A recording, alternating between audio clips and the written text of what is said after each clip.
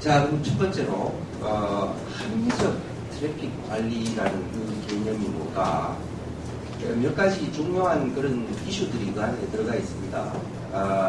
이게 기술적으로 순전히 물리적인 트래픽 양을 기준으로 하는 것이 옳은 것이냐, 아니면 애플리케이션이 어느 정도 고려의 대상이 되어야 되는 것인가, 그 다음에 가입자와 망 연결 서비스 제공자 간의 계약 관계가 어느 정도까지 기능할 수 있겠는가.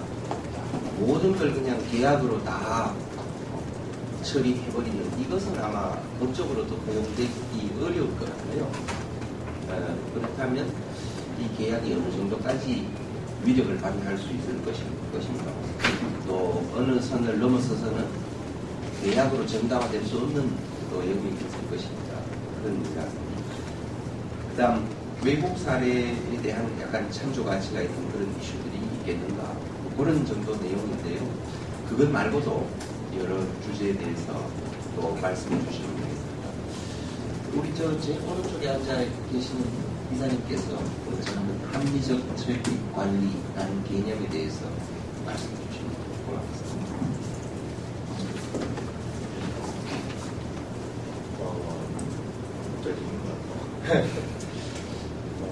그러니까 망중립성 그 원칙이라는 거에 대해서는 대개들 이해를 가지고 오셨을 것이고, 작년 연말까지 각 이해관계 사업자들과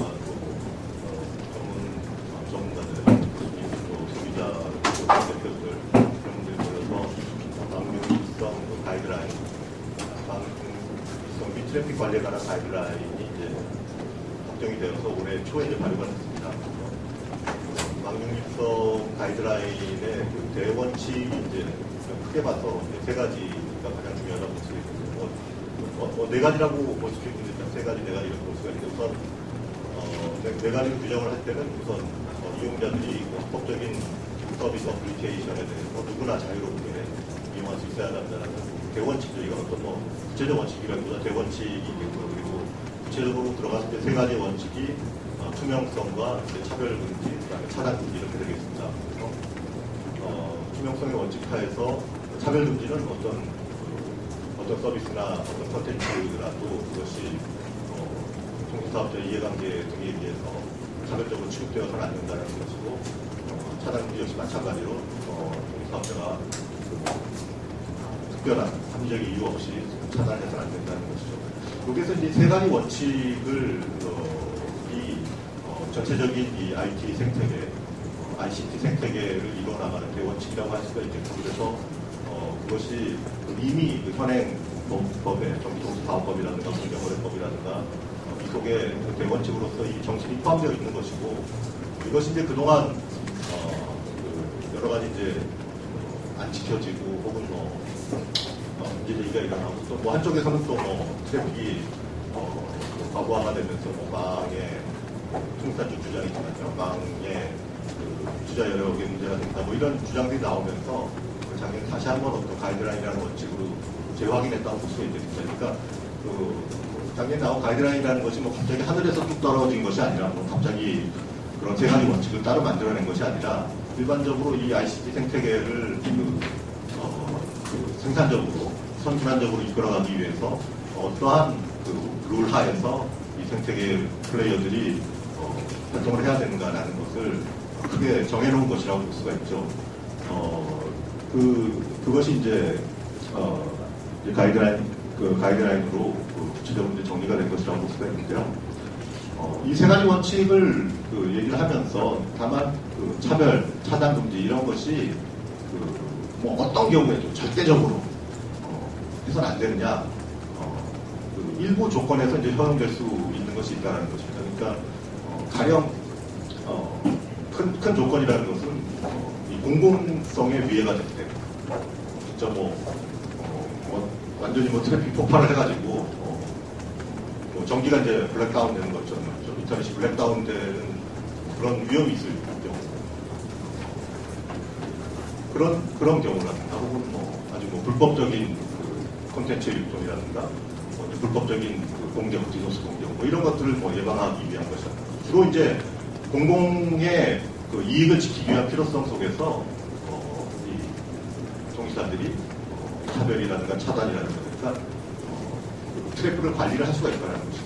그래서 우리가 합리적 트래픽 관리라고 할 때는 이 세 가지의 대원칙이 있고 세 가지 기본적인 원칙이 있고 그런데 그 원칙을 예외적으로 어길 수가 있는데 어긴다기보다는 이제 예외적인 다른 경우가 있을 수가 있는데 그것은 어떤 경우에도 합리적인 관리여야 된다. 합리적인 조건 하에서만 그것이 허용이 되어야 한다. 그래서 이 합리적 트래픽 관리라는 그런 우리가 용어로서 표현을 할 수가 있는 것 같습니다. 그러니까 통신사들이 트래픽을 이제 기본적으로 트래픽 관리라는 게 통신사가 하고 있는 일이죠. 그 통신사의 책무인데요. 그들의 권리이기도 하고. 근데 그것이 이 세 가지 원칙의 기본 전제 속에서 다만 그것을 벗어날 경우에는 합리적인 이유가 있어야 한다. 그래서 합리적인 이유를 어떻게 규정할 것인가라는 것이 바로 합리적 트래픽 관리를 논의하는 그런 기본 토대가 된다고 보겠습니다. 예, 감사합니다. 컨텐츠 사업자, 미디어 오늘도 중요한 매체고, 또 꼭 우리 이정환 국장님께서 미디어 오늘의 입장을 대변하는 건 아니지만, 국장님께서 보시는 합리적인 트래픽 관리는 내가 어떤 모습을 있는 것인가 이런 부분을 좀 말씀해 주십시오. 저희 미디어 오늘 입장에서 대변하는 거 아니고요. 제 견해를 말씀드리자면 이 과거의 망중립성 논의는 어떤 통신사 전후방 산업의 독점화 방지가 핵심이었다면 지금 논의를 오늘 이 자리 논의 주제는 어떤 트래픽 증가 급증에 따른 어떤 네트워크 비용 부담을 어떻게 배분할 것입니까라는 주제라고 생각됩니다. 그래서 이 많이 이야기되는 논의지만 그 유선통신 가입자의 20%가 95%의 트래픽을 쓰고 무선통신 같은 경우는 10%의 가입자가 96%의 트래픽을 쓴다라는 그런 통계가 있었죠. 물론 이제 KT 주장이긴 한데 이제 그 미국도 우리가 미국이 굉장히 망중립성 원칙을 잘 지킨다고 하지만 아마 망중립성 논의에서 우선은 제외한 걸로 알고 있습니다. 그렇게 한 이유가 대역폭이 제한되어 있고 위성과 달리 과도한 트래픽이 생기면 전체가 피해를 본다는 가장 대응이고요. 그래서 결국 어떻게든 비용 부담이 필요하다, 비용 부담을 배분하는 게 필요하다라는 것들을 피하기 결국 절대 안 된다라고 할 수는 없을 거고요. 어떻게 부담할 것인가, 통신사들의 주장을 어디까지 허용하고 어디까지 양보할 것인가라는 논의가 필요할 것 같은데요. 이제 통신사들 주장은 현재 데이터 요금이 과거 그 MVIP를 반영하지 않는 음성통화에서 충분히 수익을 내고 그 수익을 그 데이터 네트워크에 투자할 수 있다라는 그런 전제에서 설계된 것이다라고 이야기를 합니다. 그래서 이제 그 MVIP가 줄어들고 이 데이터 트래픽이 급증하게 되면 투자 비용이 더 많이 들 텐데 어떻게든지 이 콘텐츠 제공자든 이용자든 어느 쪽에서 비용을 받아야 된다는 논의일 텐데요. 결국 이게 음성통화 시장이 줄어드니까 상당히 엄살을 부리고 있는 것이 가장 큰데 그런데도 한편으로는 또 음성통화와 그 데이터 통신이 완전히 분리되어 있는 게 아니라 그 합산돼서 이렇게 과금이 되기 때문에 완전히 대결하고 어렵고요. 보면 약간 이제 최근에 미국은 완전히 그 망중립성 원칙 잘 지켜지고 이제 유럽도 안 지켜진다. 유럽은 많이 허용하는 데도 많이 있다라는 이야기가 많이 하는데 보면 영국이나 유럽들도 보면 상황은 좀 다릅니다. 독과점 시장이 아니라 굉장히 여러 사업자들이 경쟁하고 있는 쪽이기 때문에 이 차별적인 트래픽 관리 같은 것들을 영국은 좀 허용하고 있는 것 같고요. 망 중립성보다는 약간 망 공정성이라는 논의가 좀 논의되고 있는 것 같습니다. 그래서 논의되고 있는 그 합리적 트래픽 관리라고 한다면 첫째는 이용자가 원하지 않는 트래픽을 차단하는 것부터 시작해서 불법 콘텐츠를 차단하는 것도 있고요. 그리고 네트워크에 위해가 되는 트래픽, 네 번째는 혼잡 관리 같은 게 있을 텐데 오늘 논의를 했으면 좋겠는 부분은 이제 이런 걸 핑계로 이제 그 네트워크 사업자가 자기들에게 자기들 사업에 마이너스 되는 그 콘텐츠나 서비스를 차단하려고 한다는 게 문제가 되는 것이죠. 일단은 제 생각에는 이렇게 MVIP나 보이스톡 같은 거 차단하는 건 사실 말이 안 되고 굉장히 어떤 독과점 사업자의 횡포일 수 있다고 보고 장기적으로 통신 사업자들의 어떤 그런 어떤 역할 모델도 좀 재편할 필요가 있지 않을까. 그래서 어떤 통신 사업자가 하나의 플레이로 뛰는 것보다 어떤 공공 인프라 사업자로서 어떤 공적인 책임 같은 것들 어느 정도 이 열려있는 네트워크 같은 것도 유지할 책임이 있는 반면에 한편으로는 그 네트워크 비용 부담의 어떤 비용 부담을 어떻게 극중한 트래픽을 배분할 것인가에 대한 논의도 필요할 텐데 그게 잘못되면 어떻게든 비용 부담은 필요할 텐데 그게 이제 통신사 주도로 가게 되면 이용자들이 증가하거나 그 과정에서 통신사들이 굉장히 많은 더 오히려 이익을 얻는 그런 구조가 될 거기 때문에 결국 비용 부담은 필요하다라는 어느 정도 그건 전제를 두고 충분한 어느 정도 그 비용 부담이 필요하고 어느 정도 설비 부담이 필요하고 어떻게 콘텐츠 사업자와 이용자와 그리고 플랫폼 사업자가 배분하는 게 옳은 것인지를 논의하는 좀 적극적인 논의를 했으면 좋겠다라는 생각이 듭니다. 네. 강 교수님께서 보시는 합리적 트래픽 관리의 그 개념이나 중요한 그 포인트 이런 거 좀 말씀해 주시죠.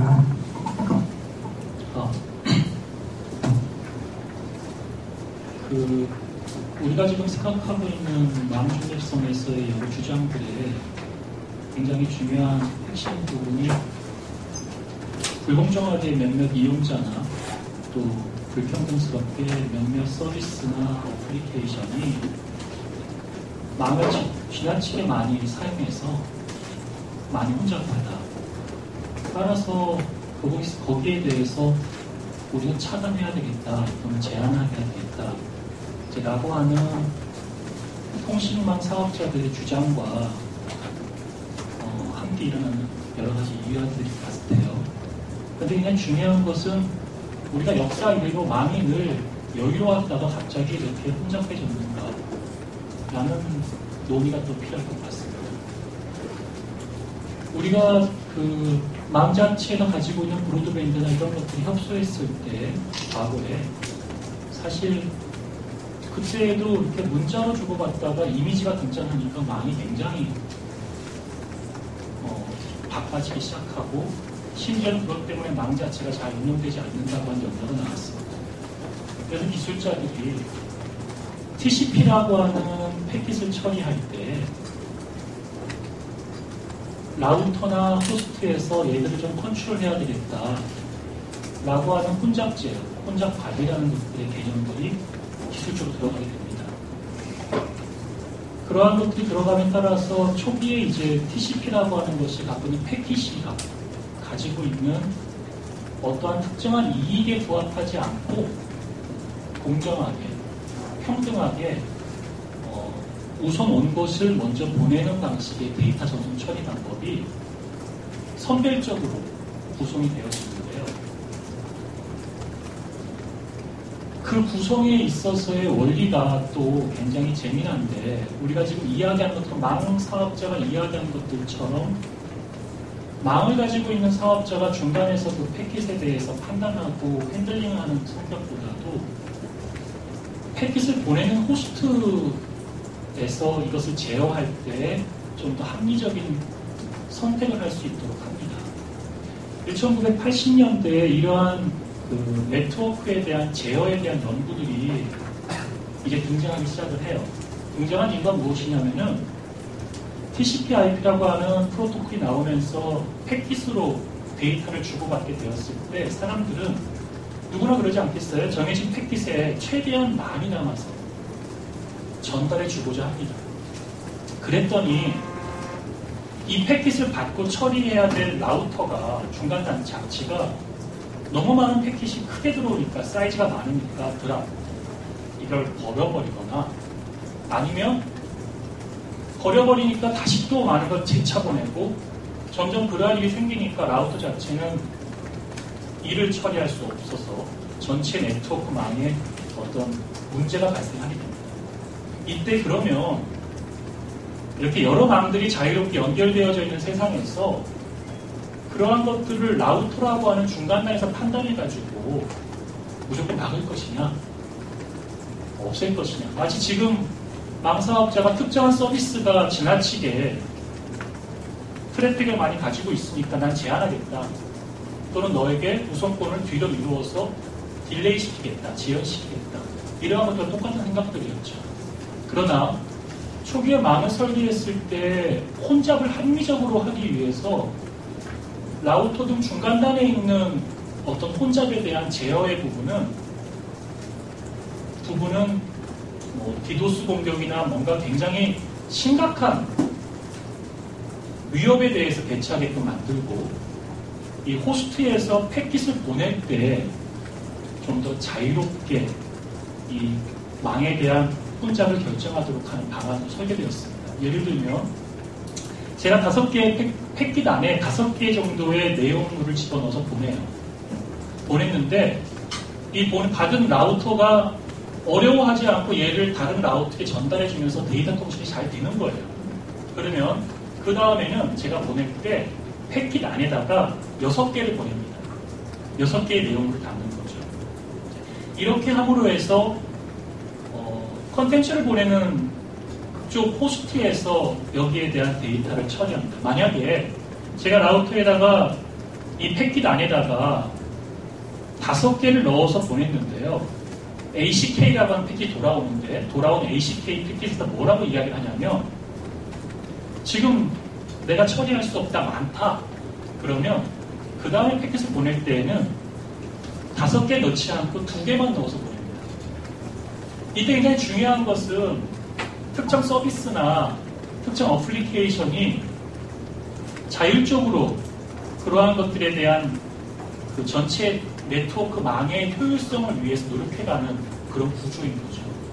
그리고 데이터를 전달해주는 역할을 해야 될 망 사업은 어떠한 정치적, 경제적, 자사의 이익 등에 대해서 편중되지 않고 패킷을 처리할 수 있습니다. 이게 굉장히 중요한 원리인데요. 과학기술의 원리가 아니라 제가 악성 댓글을 자주 다는 것 같으니까 악성 댓글 자체를 달지 못하도록 라우터가 막는 문제하고 제가 저 서비스는 자꾸 음란물을 많이 올리는 것 같으니까 무조건 저 서비스 자체를 막는 문제하고 굉장히 다른 접근의 문제죠. 북한이나 중국 같은 곳에서 종종 인터넷이 자꾸 차단되어진다고 했을 때 우리는 비인권적이다라는 주장을 많이 하는 것에서는 저마다의 합리적인 논의는 그 안에 깔려있지만 그 배경 속에는 정말 자기만의 합리적인 논리가 있다는 것이죠. 망을 그럼 누가 가져야 될 것인가?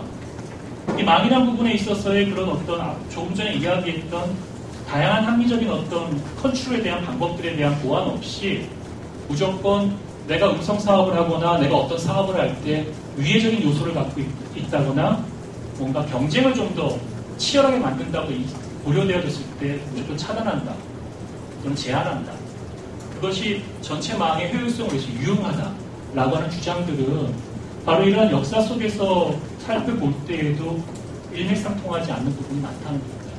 그래서 저는 기술적으로 깊이 있는 내용들에 대한 논의보다도 오늘 계속 이런 효율성의 문제가 과연 우리가 살아가고 있는 사회의 민주주의나 평등의 문제, 또 참여와 공유와 개방을 우리가 굉장히 전환되고 있는 시대에 있어서 그러한 정신들을 자꾸 훼손시키는 것은 아닌가라고 하는 것에 대해서 기회가 닿을 때마다 논의를 좀 해보자 합니다. 네, 감사합니다. 대단히 큰 시각에서의 또 더 많은 또 이야기거리를 던져주셨습니다. 우리 윤실정님께서 보시는 합리적 트래픽 관리. 일단 인터넷 망이라는 것 자체의 공공성은 인정할 수밖에 없는 것 같아요. 인터넷이라는 것은 누구나 평등하게 서로 접속하고 트래픽들을 교환하고 그걸 서로 정보를 공유하고 그렇게 해서 인류 사회가 개선되고 나아갈 수 있도록 도와주는 역할을 하는 게 네트라고 생각하는데 그런 네트에 접속하는 방식은 저는 개인적으로는 시장 경쟁 논리에 따르면 된다고 생각합니다. 예를 들어서 여기서 무슨 차이냐면 전체가 보이는 그 인터넷은 하나의 관념적이지만 인터넷에 접속하기 위한 통신수단을 선택하는 것, 통신사를 선택하는 것, 내가 KT를 메가패스를 쓸 것인가, 파워콤을 쓸 것인가, 아니면 SK 브로드밴드를 쓸 것인가, CNM의 케이블 인터넷을 쓸 것인가. 이 부분들은 얼마나 그런 인터넷의 목적과 방향성에 맞춰서 자기가 선택할 수 있는가. 누구는 가격을 쫓아갈 것이고, 누구는 속도를 쫓아갈 것이고, 누구는 아주 자유롭고 공정하게 운영되는 접속 방식을 따라간다고 보거든요. 그 시장 경쟁을 통해서 결국은 좋은 서비스, 저렴하고 속도도 빠르고 그리고 자유가 보장되는 접속에 대한 여러 가지 제한이 없는 그런 통신사가 시장에서 우위를 점할 수 있다. 이렇게 되면 이 문제가 해결된다고 생각하는데요. 현실로 돌아보면 그렇지 않죠. 왜냐하면 통신시장이 완전 자유경쟁이 아니기 때문에 공정하지 않기 때문에 독과점 체제고 정부의 입김도 많이 들어가고 특정 대형 사업자, 다음거리 센 사람의 의견이 많이 반영되는 그런 불공정 시장이기 때문에 이런 트래픽 관리나 그런 관리 방안들이 필요하다.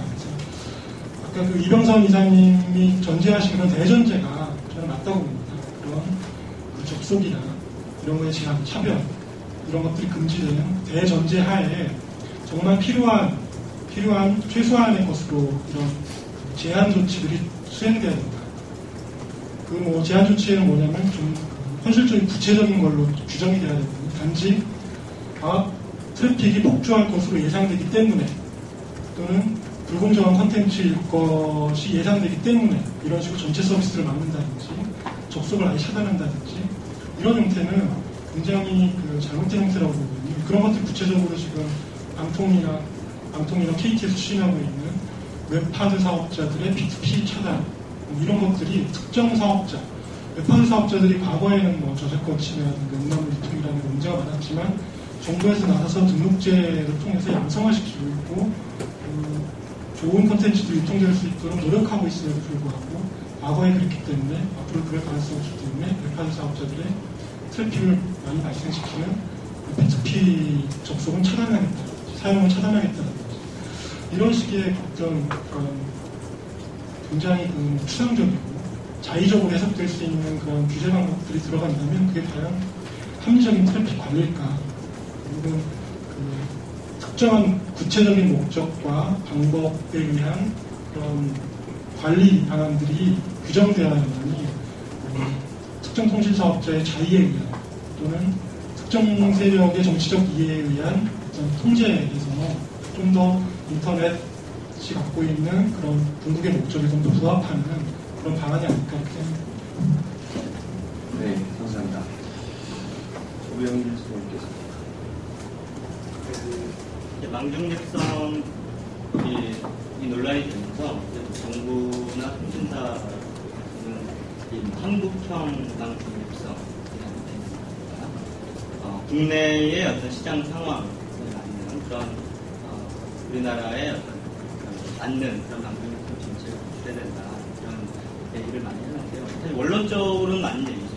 근데 우리가 이제 해외 사례를 검토할 때 각 나라나 지역마다 차이가 있지만 그 함의를 잘 읽어야 된다고 생각을 합니다.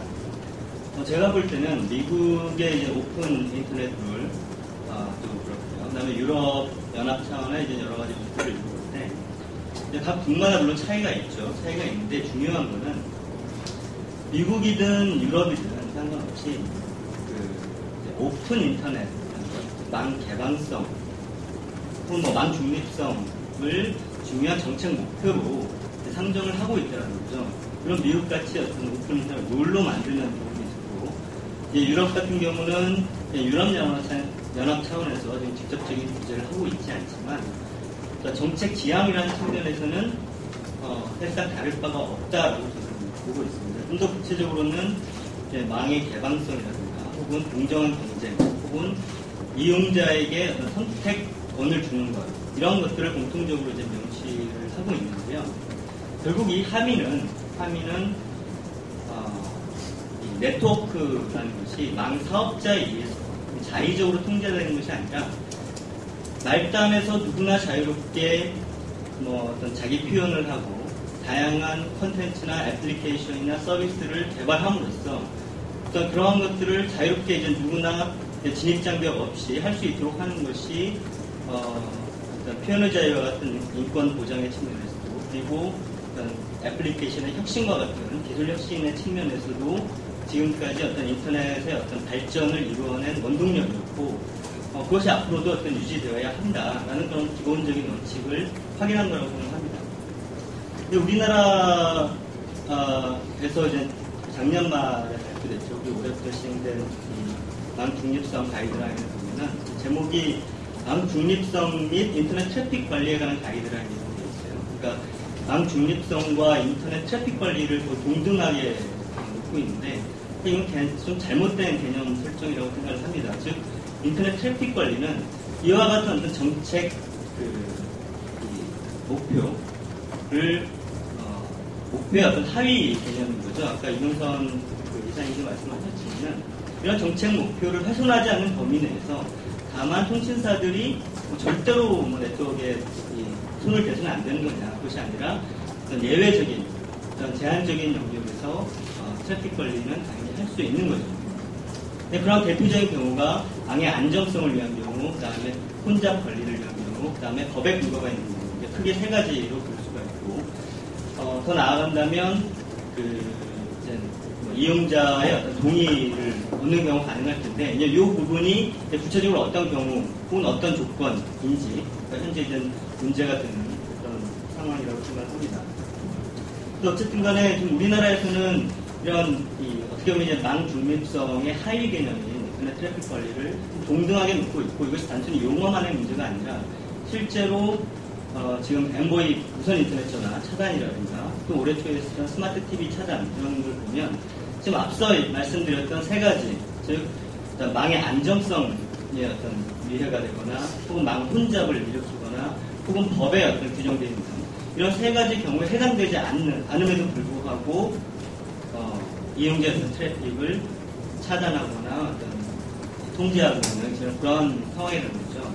이런 것들이 과연 합리적인 트래픽 관리에 해당되느냐라는 측면을 검토를 해봐야 될 텐데, 이 부분에 대한 자세한 얘기는 좀 이따 다시 말씀을 드리겠습니다. 실제 어쨌든 앞서 말씀드린 아주 제한적인 아까 세 가지 사유에는 분명히 해당되지 않는 부분이고, 그 이상의 어떤 이용자 동의라든가 이런 부분에 있어서도 분명히 어떤 문제가 발생하고 있는 그런 상황이다. 즉, 한국에서는 오히려 이 망 중립성 가이드라인이라고 얘기를 하고 있지만, 어떻게 망 중립성 훼손을 허용을 하고 있는 그런 가이드라인인 어떤 상황이고, 현재 방통위에서 내놓고 있는 오늘 주제가 되는 이 트래픽 관리에 관한 가이드라인도 통신사에게 자의적인 그런 트래픽 관리를 좀 허용하는 그런 좀 위험한 내용으로 이루어져 있다 이렇게 보고 있습니다. 결론적으로 말씀드리면 우리가 이제 망 중립성이라는 기본적인 가치, 이런 기본적인 가치가 인터넷에서 혁신과 발전을 이루어 왔다는 정책 목표를 생각할 때 통신사의 자의적인 트래픽 관리를 어떻게 통제를 할 것이냐 이런 부분이 중요하다고 생각하고요. 그런 의미에서 이번 망 중립성 트래픽 관리 가이드라인은 혼잡 발생을 넘어서 그것이 우려된다라는 이유로 통신사들이 자의적으로 판단할 수 있는 그런 여지를 주었다는 점에서 큰 문제가 있습니다. 네, 감사합니다. 이 방통위의 트래픽 관리 기준에 대해서 조금 이따 본격적으로 이야기를 하기로 하고요. 일단 기본적인 개념과 관련해서 제가 이렇게 패널 분들 말씀하시는 걸 들으면서 드는 생각 한 두 가지 정도만 제안을 드리고 패널 분들의 견해를 좀 한번 여쭤보겠습니다. 첫 번째로는 트래픽 관리의 합리성을 판단할 때 이것이 유선 인터넷 인프라스트럭처냐 아니면 무선 인터넷 인프라스트럭처냐 이 기준에 따라서 합리성의 판단 기준이 좀 달라져야 되는 것 아닌가, 또는 이건 결국은 기술적으로 크게 다를 이유가 없다 이런 입장이 타당한 것인지, 그게 좀 거기에 대해서 혹시 발렌티어 없으시죠? 네. 아까 제가 말씀드렸던 맥락에 있을 때 저는 기본적으로 무선과 유선의 차이는 근본적인 어떤 정책이라는 지점에서는 차이가 없다. 즉 네트워크를 운영하는 망 사업자가 트래픽을 자의적으로 통제하는 것을 무선이라고 해서 허용되는 것은 아니다. 다만 유선과 무선의 차이점이 분명히 있죠. 그것은 이제 가용 여기 이제 나눠드린 자료를 보시면 가용 자원의 차이 뭐 이런 부분들이 있는데 이에 따라서 그 유선보다는 실제 이제 무선에서 좀 더 뭐랄까요 엄격하게 트래픽의 어떤 과부하를 해결하기 위한 어떤 조치가 필요하다거나 이런 식의 어떤 실제 이제 집행 과정에 있어서 이제 내용적인 차이가 있을 수는 있지만 실제 어떤 트래픽 관리의 원칙은 크나큰 차이가 있을 필요는 그러니까 존재할 필요는 없지 않을까라고 생각을 하고요. 다만 아직 무선 같은 경우는 유선에 비해서 아직 도입된 지 얼마 되지 않았기 때문에 실제 미국에서도 아까 이제 편집자님께서 무선에서는 이제 허용을 했다고 말씀을 하셨는데 그러니까 트래픽 관리를 무조건 허용을 한 게 아니라 사실 거기서도 이제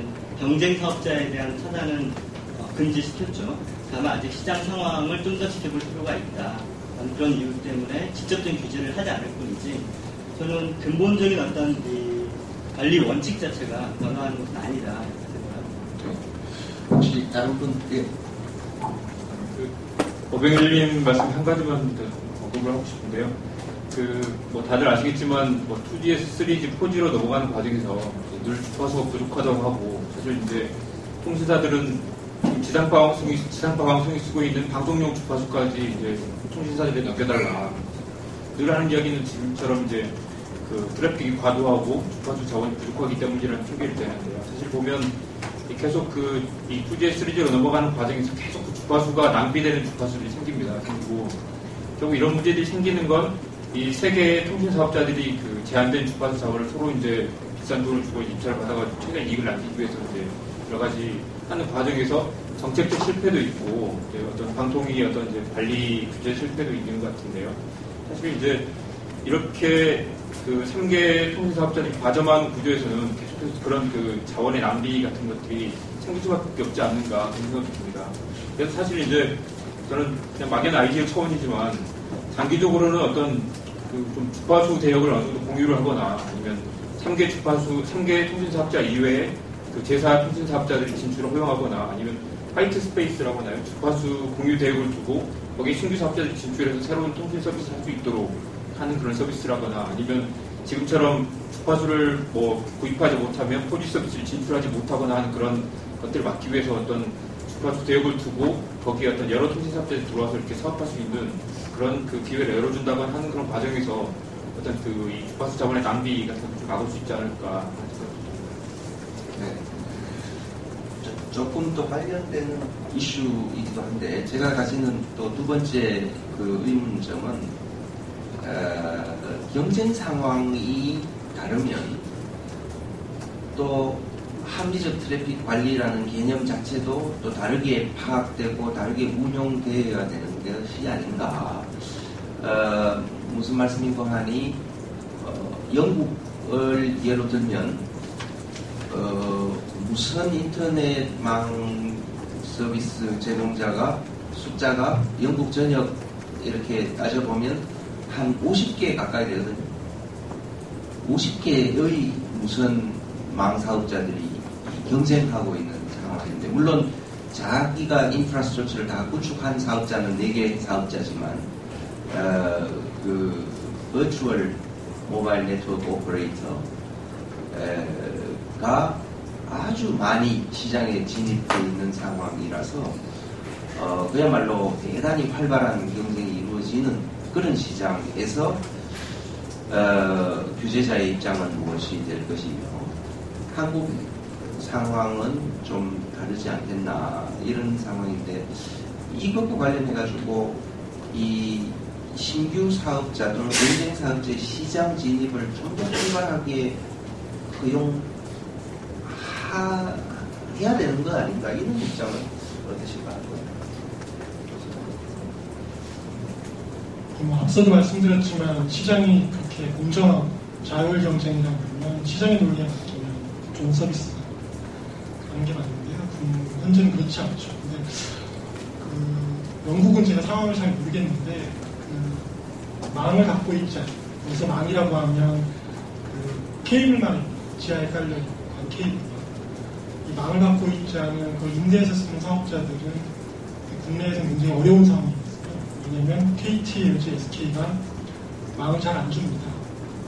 그래서 결국은 아주 저렴하게 서로 간의 데이터 트래픽을 소통할 수 있음에도 불구하고 굉장히 고가의 인터넷 트랜짓을 구매해서 소통해야 되는 상황들이 벌어지거든요. 이게 후발 사업자 경제 이런 상황이 되기 때문에 영국은 아마 법적으로 그런 것들을 강제하고 있을 거라고 생각이 드는데요. 제가 최근에 동남아 상황을 좀 보니까 동남아는 인터넷이 후발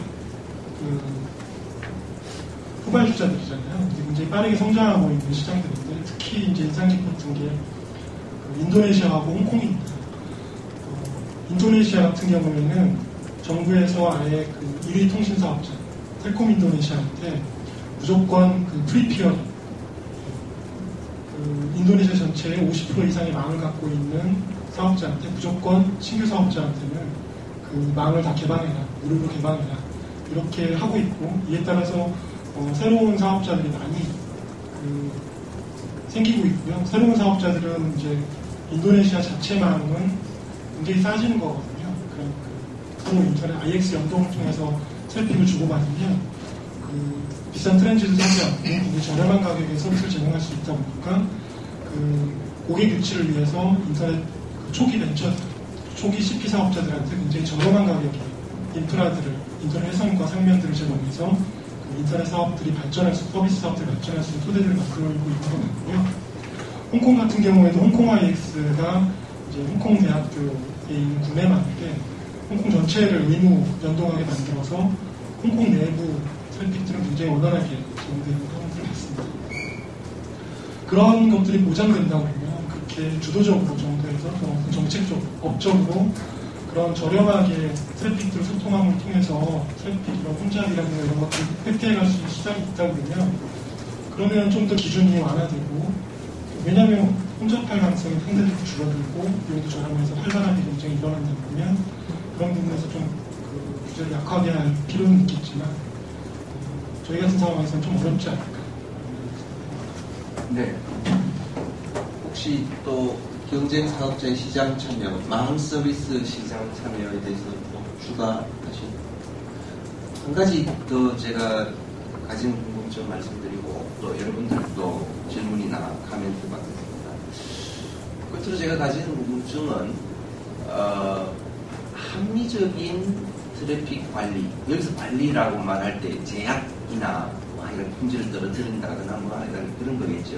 합리적인 트래픽 방해라는 개념을 생각해 볼 때 이런 점은 고려가 되어야 되는 것 아닌가 이런 이제 의문이 들었는데요. 무슨 점인고 하니 망 서비스 사업자가 무슨 사업적 이해관계를 가지는 그런 영역에서 즉 경쟁적인 어떤 대안 서비스 단적인 예를 들면 망 사업자들이 지금 음성통화로 자기들이 수입을 막 벌고 있는 상황에서 대한 음성통화로 초래되는 트래픽에 대해서 제약을 한다.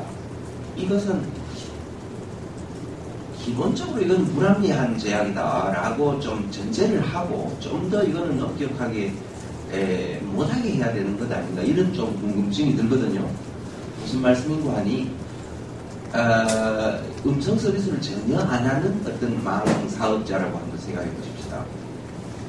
유선망에서 예를 들어서 순전히 데이터만 전달해주고 가입자로부터 그 비용만 월 받는 그런 업자 입장에서 트래픽이 다른 뭐 어떤 프로그램이든 간에 자기가 제공해서 자기의 수입원과는 전혀 상관없는 그런 서비스들 중에 자기의 그 데이터 처리의 효율성을 위해서 일부를 제약한다.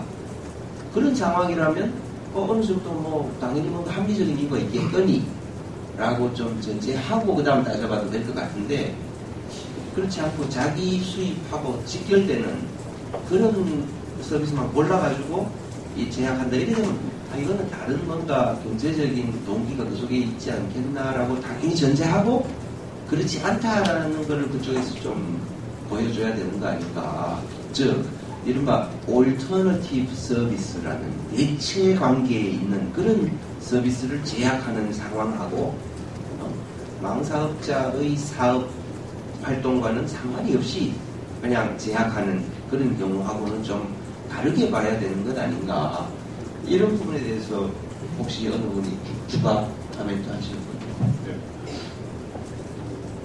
네, 상당히 중요한 포인트인 것 같습니다. 그러니까 지금 말씀하시는 게 이제 직접 공부 안 하셨지만은 최근 화제가 됐던 그 카카오톡의 보이스톡 제안이라든가 그 이전에 이제 저희 단에서의 마이피플 차단 요금제에 따른 차별 이슈들이 있었습니다. 근데 이게 이제 처음에는 이게 두 가지 이유 차단 차별이 있어서 두 가지 이유를 통해서 측이 제시를 했었었는데 하나는 망 혼자 트래픽 과다 그런 문제였고 또 하나는 이제 비즈니스 수익 통신사들의 수익을 침해한다 이런 두 가지 논리였는데 첫 번째 망 트래픽 과다는 결국은 사실이 아닌 것으로 객관적으로 증명이 되었고 통신사들도 스스로 이렇게 그 논리는 철회를 한 바 있습니다.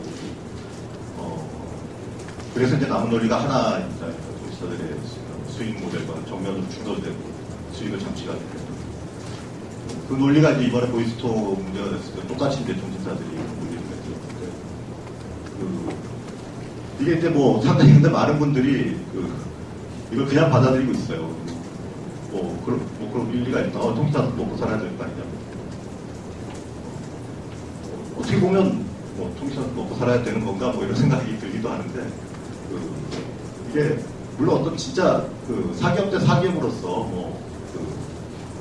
물론 사기업이죠. 통신사들 지금 형태가 완전히 서로 이제 경쟁적인 그런 상황에서 기업들이 서로 경쟁을 하면서 물론 상대방에 대해서 상대방을 이기기 위해서 여러 가지 노력을 하고 막 그러겠죠. 근데 이것은 그렇게 순전히 이렇게 동등한 라인 위에 서 있는 경쟁이 아니라 한쪽은 마음을 가지고 있는 사업자고 하나는 그 마음 위에서 사업을 해야 되는 사업자의 관계입니다. 그리고 이게 이제 소유 형태는 사기업의 형태를 띠고 있지만 우리가 망중성 개념을 이야기할 때 가장 기본적인 또 전제가 되는 건데요. 소유의 형태는 사기업이지만 망이라는 것이 과연 단순한 사유물이냐 이런 망의 구축 과정이라든가 또 그것이 현재 하고 있는 역할 또 국가 경제 전체 IT 생태계에서의 의미를 생각을 해볼 때 그냥 사유물로서 한 기업이 내 수익에 침해가 되면 그냥 막아버리고 끊어버리고 이렇게도 되는 거냐 이거죠. 그게 현재 통신사들은 공공연하게 아주 당당하게 그 논리를 내세워서 보이스톡을 차단하고 그 이전에 마이피플 음성 서비스를 차단을 했습니다. 사실 이제 최근에 연구 결과로서는 그것을 허용하더라도 완전히 허용하더라도 통신사의 수익에 미치는 영향은 0.7% 완전히 아주 모든 조건을 다 가져갈 때 1점 몇 프로 이렇게 아주 미미한 것으로 나타나기도 했었지만요. 1%, 0점 몇 프로의 수익 감소가 우려되기 때문에 그것이 차단하는 이유가 된다. 이것을 한국의 소비자들이 그대로 받아들이고 있는 현실, 혹은 또 많은 사람들이 그 주장에 일리가 있고, 마치 통신사는 어떤 좀 아직도 공기업으로 생각하시는 분들이 많은 거 아닌가 하는 생각들을 그런 현실인 것 같습니다. 이게 열화와 같은 지금 순서대로. 이 주목할 만한 사례가 하나 있어서 미국의 컴캐스트가 2008년부터 총량제라는 도입해서 이제 250GB를 넘어서면 이제 속도를 줄인다거나 하는 게 있더라고요. AT&T는 지난해 5월에 도입해서 150GB가 상한이고 초과할 때는 이제 50GB당 $10를 추가 가금한다고 합니다. 무선통신도 이제 3GB까지 주고 이제 초과하면 이제 속도를 낮추는 방식인데 흥미로운 건 컴캐스트가 얼마 전에 컴캐스트가 직접 하는 동영상 서비스가 있나봐요. 그래서 이제 엑스피니트 TV 서비스 앱이라는 게 있는데 그걸 이용해서 엑스박스 360을 이용하는 고객들을 총량기에서 적용을 하지 않았다고 합니다. 이런 일들이 아마 한국에서도 벌어지지 않을까라고 우려되는데, 결국 이제 계속 아까 오병열님이랑 다들 말씀하셨던 게 망 중립성과 또 트래픽, 그 과도한 트래픽에 대한 관리는 다르다라는 건데, 이렇게 이제 그 논란이 되는 건 통신사들이 자사가 직접 하는 그 동영상 서비스, 경쟁 서비스, 자사의 서비스를 어떤 경쟁 우위를 유도하기 위해서 경쟁하는 타사의 어떤 이제 자기 네트워크를 이용하는 타사의 서비스들을 제한하는 그런 행위들을 이제 문제가 될 텐데, 이 우려스러운 건 최근에 이제 그 삼성 스마트 TV를 전격 차단했다거나 보이스톡의 속도를 늦춘 것으로 의심되는 그런 사례들을 보면 그 굉장히 이게 뭐죠? 망 중립성 원칙을 위배한, 실제로 어떤 망 중립성 원칙을 떠나서 어떤 경쟁 서비스들을 제한하는 굉장히 그 불합리한 어떤 반시장적인 행위들인데, 방통위가 이걸 그냥 방관 하고 있단 말이죠. 그리고 이제 우려스러운 건 KTV가 그 KT 같은 경우에 이제 올레드 TV, 스카이라이트 같은 IPTV 서비스를 직접 하고 있기도 하고, 실제로 거기에 굉장히 많은 투자를 하고 있기도 하고, 또 장기적으로 미디어 사업자로 이렇게 변신하려는 그런 시도를 하고 있습니다. 결과적으로 KT의 미디어 사업과 KT에서 그 사업을 하는 뭐 다음이나 네이버나 유튜브나 아니면 다른 어떤 그 지상파들의 뭐 훅이나 또 뭐죠? K플레이어 같은 지상파들도 어떻게든 이 네트워크 인터넷을 이용해서 뭔가 동영상 서비스를 하려고 할 텐데, 뭐 곰TV 같은 것도 될 수 있고, 뭐 미국의 넷플릭스 같은 그런 새로운 서비스를 될 수도 있고, 서비스들을 이 자유롭게 허용하는 게 아니라 어떤 그 차등을 둔다든가 그런 일들이 이미 지금 벌어지고 있습니다. 벌어지고 있는데 방통위 그걸 방관하고 있다라는 게 굉장히 문제인 것 같고, 그런 지점에서 이 네트워크 트래픽 과도하게 발생된 우려가 있다거나 아니면 실제로 과도하게 발생되고 있다면 그걸 추가 과금해서 어떤 이 네트워크 투자를 늘리는 방향으로 갈 건지, 아니면 지금처럼 이 규제하거나 아니면 아예 차단하거나 속도를 늦추는 방향으로 갈 건지, 두 가지 방향이 있을 텐데, 지금은 이제 두 번째 방향으로 가고 있는 것 같고, 어떻게든 만약 정말 추가 네트워크 투자가 필요해서 비용 부담이 필요하다면 정말 어느 정도나 필요한 건지에 대한 먼저 조사나 어떤 그 연구가 필요할 것이고, 어떤 이게 단순히 어떤 통신사의 주장만 될 수 있는 게 아니라면 어떤 그런 사회적 어떤 뭐죠? 전체 산업 차원에서 어떤 그 네트워크 투자에 대한 어떤 비용 부담에 대한 논의들도 시작돼야 될 것 같습니다. 그런데 뭐 지금 보이스톡 논란 때처럼 이렇게 DPI 같은 걸 적용해서 임의적으로 뭐 속도를 늦춘다고 하는 것들은 굉장히 그 독과점 사업자의 횡포이기도 하고, 그런데 방통위가 제대로 기능하려고 하지 않고 있다는 게 굉장히 문제가 되는 그런 상황인 것 같습니다.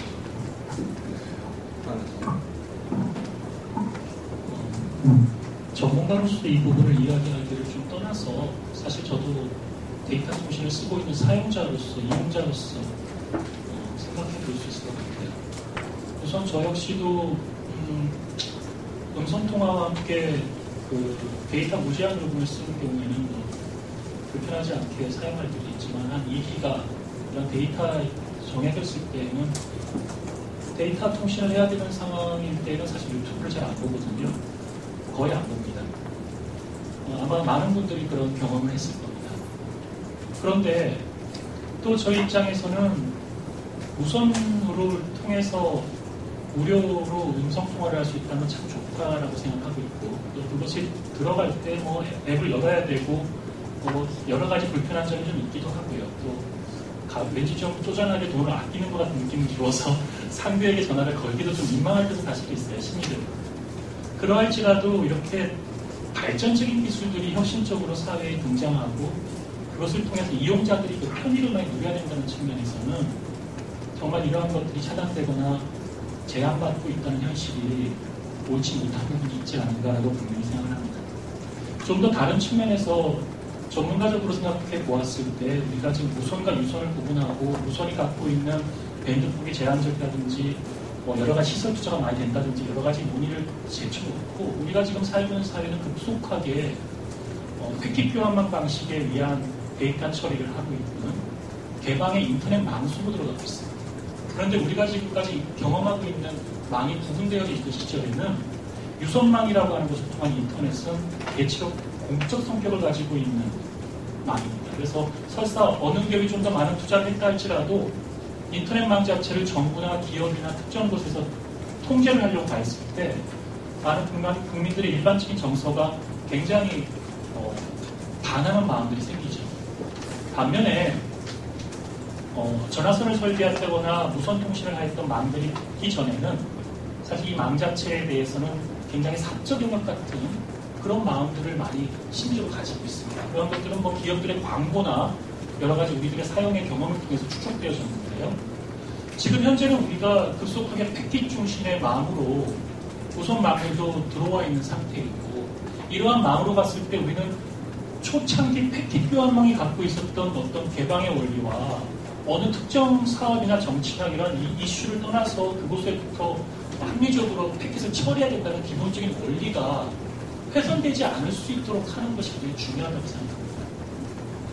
그것을 훼손시키지 않기 위해서 이것이 공적 인프라를 강조시키기 위한 또 다른 비용이 발생하던 어떤 여러 가지 절차적인 방법들은 차후의 문제이지만, 분명히 우리가 이 시점에서 생각해 보아야 될 부분들이 지금 생각하고 있는 두 망들이 마치 다른 망이고 원리가 틀린데, 이 망은 이렇게 혜택을 줘야 되고 저 망은 저렇게 혜택을 줘야 된다는 생각보다도 저보다 더 근본적이고 국가 산업과 경쟁력을 발전시킬 수 있는 망 속으로 기존의 망이 갖고 있는 이해관계의 그런 욕심들을 좀 놓고 들어올 수 있도록 하는 그런 구조에 대한 이해, 그런 사회적인 어떤 합의 이러한 것들이 좀 필요하지 않는가 그런 생각합니다. 네. 사회자께서 질문을 하신 게 통신사업자와 경쟁하는 이 서비스를 차단하는 것과 그렇지 않은 서비스를 어떻게 차단하는가 제한하는가. 대표적인 것이 P2P 서비스가 아닐까 싶은데요. 차이가 있을까 이런 질문인데, 저는 규제의 어떤 강도에 있어서는 차이가 있겠지만, 사실 우리가 망 중립성이라는 관점에서 봤을 때 이것이 합리적인 트래픽 관리의 범위에 들어가느냐라고 했을 때 큰 차이는 있다고 하거든요. 일단적으로 예를 들어서 P2P 같은 경우도 지금 그 KT에서 차단을 하겠다 이런 얘기를 했는데, 그것이 경쟁하는 서비스가 아니더라도 그것을 일단 P2P를 특정을 해서 차단을 할 수 있고, 차단을 하거나, 그 다음에 이제 망 중립성 지금 가이드라인 초안 나오는 P2P를 명시하고 있는데, 이러한 방식이 가이드라인 내용에 들어가는 것은 좀 문제가 있다. 예를 들어서 이제 유선 인터넷 전화 서비스와 같은 것을 우선 처리를 해주고, P2P나 P2P 같은 거는 지연시키는 것이 합당하다 이런 이제 주장들이 많이 있지 않습니까? 근데 이런 것들은 통신사가 어떤 특정한 애플리케이션들을 무선 인터넷 전화의 어떤 개발이나 발전, 혁신 이런 것들은 더 소위 말하면 이제 더 북돋아주고 P2P 기술을 이용한 어떤 서비스의 발전은 저해할 수 있는 그런 권한을 전 통신사에게 주는 거라고 생각을 하거든요.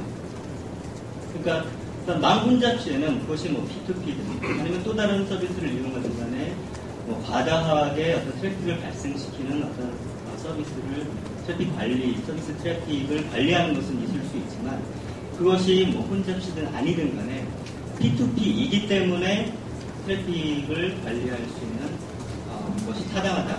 이제 이렇게 얘기를 하는 것은 문제가 있지 않느냐. 그래서 다시 말씀드리면 통신사에게 어떤 애플리케이션의 발전을 촉진시키고 어떤 애플리케이션의 발전을 저해시킬 것인지에 대한 권한을 통신사가 갖는 것이나 마찬가지다. 혹은 그런 것들을 정부가 규제한다면 정부에게 어떤 그런 권한을 주는 것이나 마찬가지다.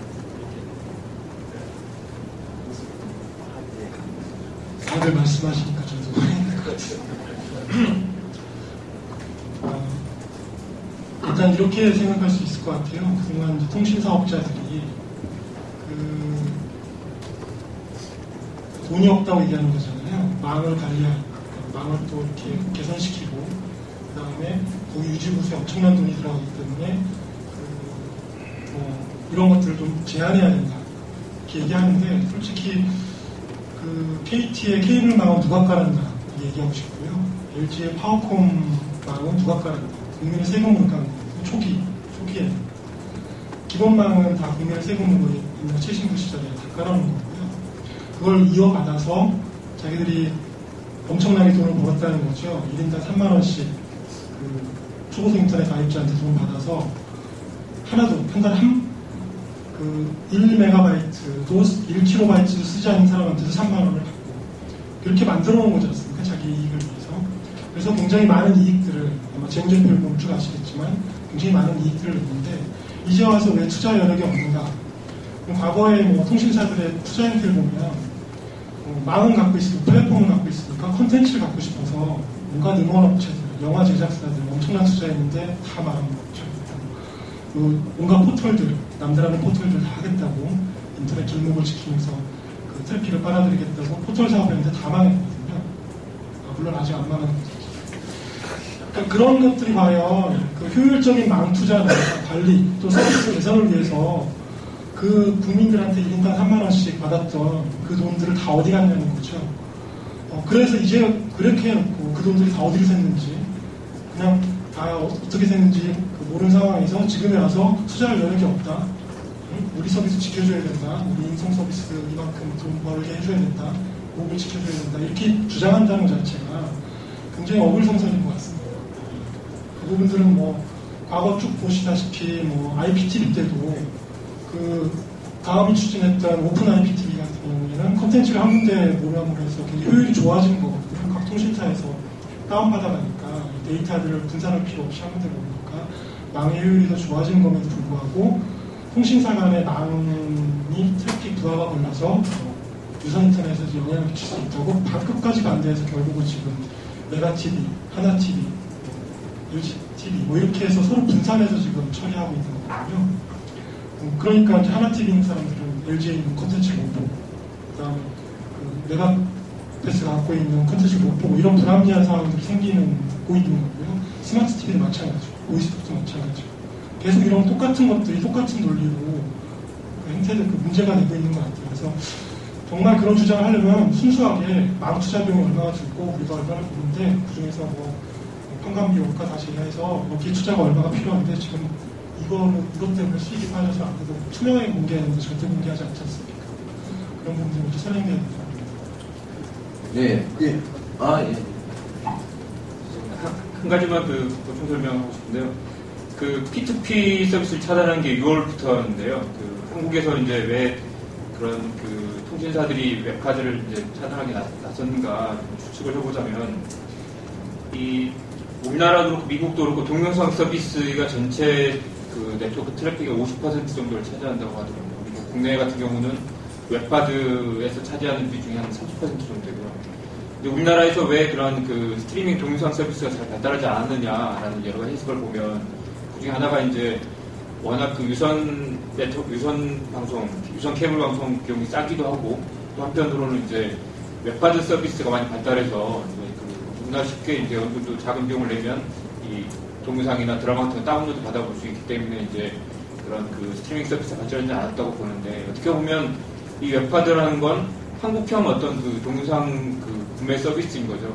한때는 이제 불법의 원상인 것처럼 얘기를 했지만 상당수 웹카드들이 이제 그 합법 시장으로 나오고 있습니다. 근데 이제 지금 KT에서 얘기하는 건 변칙 그 웹카드를 이야기하죠. 이제 이 P2P 방식의 서비스를 이제 차단하겠다고 하는 건데, 그걸 차단하는 이유는 아마도 이제 지금 계속 이런 이제 망중뉴스 논의를 계속 하다 보면, 이제 트래픽 부담 얘기를 하다 보면, 이제 그 다음이나 네이버나 아니면 유튜브나 동영상 서비스 사업자들한테 어느 정도 과금을 하는 방안을 논의를 몰고 갈 텐데, 그런 이제 변칙 P2P 서비스는 과금할 대상이 마땅치 않다는 말이죠. 근데 그 트래픽 발생량에 따라서 과금을 매길 텐데, 트래픽이 이제 이제 완전히 개인 PC에서 발생하기 분산되어 있기 때문에 과금할 대상이 없기 때문에 특히 더 먼저 이 변칙 P2P들을 차단하고 나서는 것 같습니다. 근데 이제 미국에도 보면 이 업스트림이죠. 업로드할 때 스트리밍은 비트토런트가 47%나 되고요.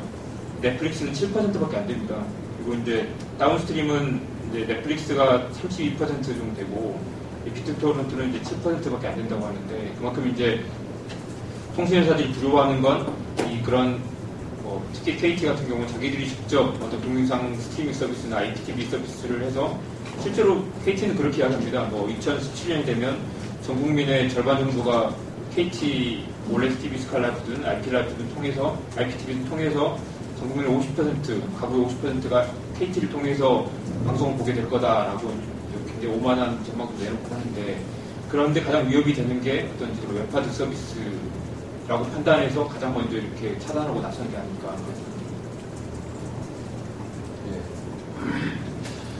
그 대단히 열기인 그런 여러 중요한 지적들이 나왔다고 저는 생각합니다. 한 가지만 저도 더 덧붙이자면,